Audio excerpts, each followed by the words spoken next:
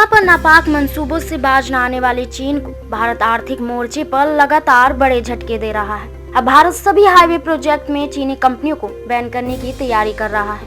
केंद्रीय मंत्री नितिन गडकरी ने ये जानकारी दी। चीनी कंपनियों को संयुक्त उद्यम पार्टनर के रूप में भी काम नहीं करने दिया जाएगा। गौरतलब है कि इससे पहले रेलवे के कई ठेकों से चीनी कंपनियों को बाहर कर दिया गया था।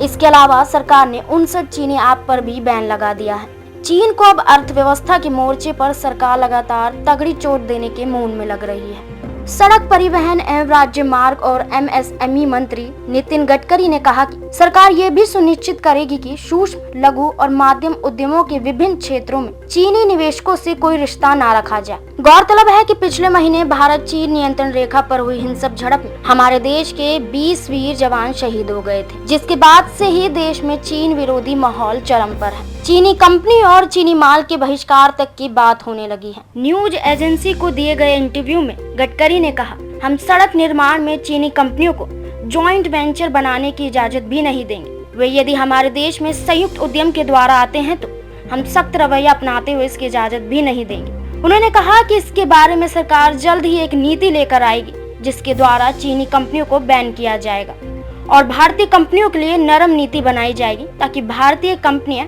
हाईवे प्रोजेक्ट के लिए बोली लगा सकें। गौरतलब है कि फिलहाल देश के कुछ इंफ्रास्ट्रक्चर प्रोजेक्ट में चीनी कंपनियां साझेदार के रूप में काम कर रही हैं। गडकरी ने कहा कि नया निर्णय मौजूदा और भविष्य के सभी प्रोजेक्ट के लिए लागू होगा। इसके अलावा आपको बता दें कि गलवान घाटी की घटना के बाद #बॉयकॉट चाइना अभियान के तहत सबसे पहले इंडियन रेलवे ने बड़ा फैसला किया था। रेलवे ने चीन की कंपनी को दिए गए कॉन्ट्रैक्ट को कैंसिल कर दिया था।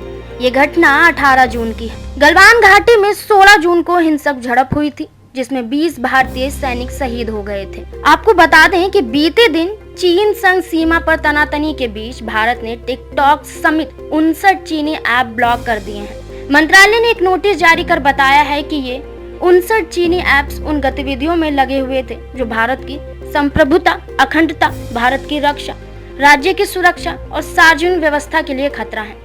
ऐसे में इन ऐप पर प्रतिबंध लगाने का फैसला लिया है।